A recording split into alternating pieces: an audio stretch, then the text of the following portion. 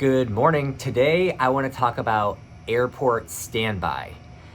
I am here, and yes, I said good morning because it is 6:30 a.m. on a Sunday. That's right. I'm trying to stay awake. I got my coffee, and I am here in our crew room. This is what a crew room looks like. It's not anything spectacular. It's a tiny little room, like in the middle of the airport. There's no windows. No one's here. Obviously, it's Sunday morning. No one's around. And I got a message last night, actually while I was sleeping, that I was assigned to airport standby. And today I want to discuss what airport standby is, why they do it, and what the difference is between normal reserve versus airport standby. So I think a lot of times people think like, oh, airport standby is so sexy because you get to go to the airport and be around people. But trust me, airport standby is not something that you want to do. And here's why. On a normal reserve day, you're sitting at home and you're waiting to be called, and you have a 90-minute call out, and if you get called out, you have to go to work. And normally with my airline, they call you the night before, or at least in your system and your app that you have, they tell you, hey, you got assigned a trip, and you know that you have to go into work the next day. It's very rare, I'll be honest, that I get a 90-minute call out. I have gotten them, but it's pretty rare. So last night while I was sleeping, I woke up and I saw a message on my phone that said I was my reserve today. Today I was on reserve from 3:30 a.m.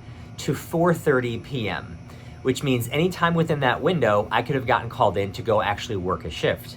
The reason that I got called is because my name was at the top of the reserve list. And normally what they do is for airport standby, they assign that to the person at the top. Now, airport standby, what it really means is you have to be at the airport, ready to go in your uniform, with your bags, in the event that crew services calls you to say, hey, we need you to step in, and I'm gonna explain what that means. They give you a time, today is 6:30 to 11:30. It's usually a 5-hour block, and you just literally hang out at the airport. Now, it's funny, I asked, do I need to call somebody to let them know I'm here? Well, no, you just have to be within 15 minutes of the gate. So I can be in the crew room, I can be in the secure area, I can be at the ticketing area, I can go to my car probably if I can get to the gate in 15 minutes. Today I'm choosing to be in the crew room, and I'm also gonna be in the secured area of the airport because I wanna work my laptop and do some other things while I wait. And so you are here to fill in for in the instance, the rare instance that maybe a flight attendant does not show up for their shift. They call me and say, hey, Cory, we need you to come to gate 9 to fill in for Linda, who didn't show up. And you need to basically do all the duties that Linda was going to do while we call in another flight attendant to replace Linda. Because remember, flight attendants get a 90-minute call out.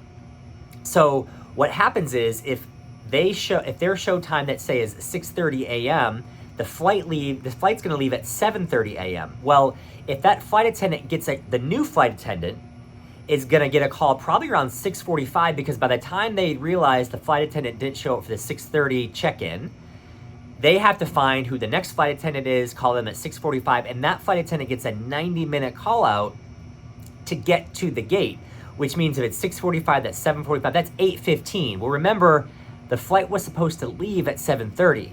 So instead of the airline taking that delay in that instance, they would call me and say, Cory, come to the gate, fill in for Linda.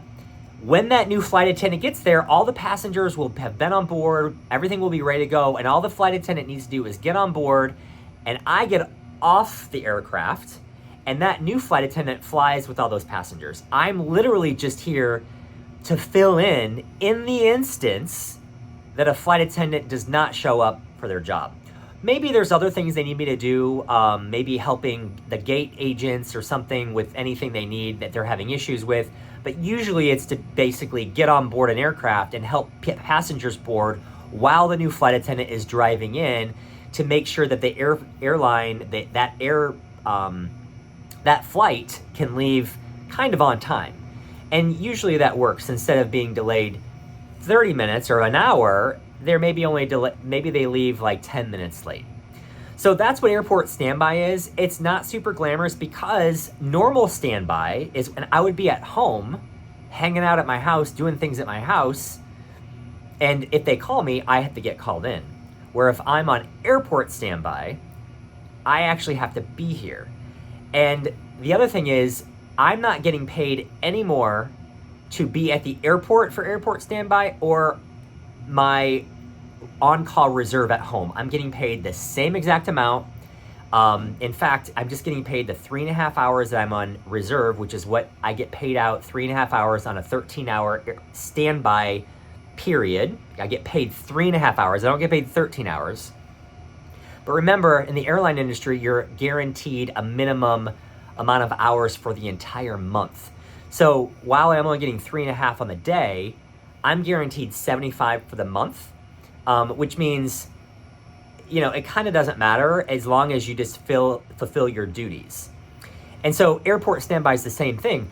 The benefit of airport standby is that I have a 5-hour block, and at 11:30 a.m., I am done. I get to go home, and they cannot call me the rest of the day for any flight. I have fulfilled my duty for the day. So that normal 13-hour standby period, or that on-call period that I would have had from 3:30 to 4:30, if 11:30, and I'll explain here in an instant, there is something that I could actually make a flight today. But normally what happens is they bring another flight attendant, and at 11:30, I drive home, and I am done for the day, and I have the rest of my Sunday to not worry about getting called in. There is a rare instance that I would have to take the flight if for some reason they exhaust all the flight attendants and I'm the only one left here. Everyone calls in sick, or they can't make it, or they go through the list. Then I would be the next person in line to actually take the flight. I think crew services can make that call, whether they want to call a flight attendant or I make the flight. And then in that instance, I actually get the hours of that flight and the per diem of that flight. Now here's the trick. On reserve, because I've been on reserve and airport standby, if I get a 5-hour, or let's call it an 8-hour block time of hours for flying, I get those flight hours, but I don't get paid any more for my block hours. And I'll explain this in a different video because I think it's confusing to explain to people what block hours are versus per diem. Per diem is your duty time for the whole day, no matter if the airport doors open or matter if you're at another airport, you get a period of pay for that, versus your block hours is only when the airport door is shut is when you get your bigger pay. But I would get those flying hours to then help me to accrue for the month.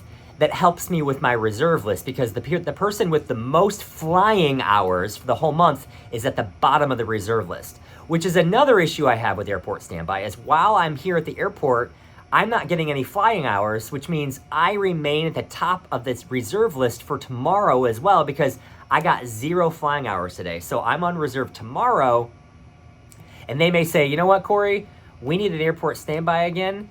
You're going to go to airport standby, and I could get that the rest of the month and get 0 flying hours, which means I would always be the first to get airport standby. And if they didn't give me airport standby, I'd be the first called, while the other flight attendants are getting hours and accruing them, and I would probably never catch up to them throughout the whole month. And being December, most likely people are going to be calling out sick this month because it's the holidays and they want to be with their family, which means people like me who's on reserve get to do airport standby and get to do flights because you get called in. So that's what airport standby is. It's not this glamorous, I get to hang out at the airport, which I am here at the airport. I'm in this small little teeny, I would say 10 by 10 crew room.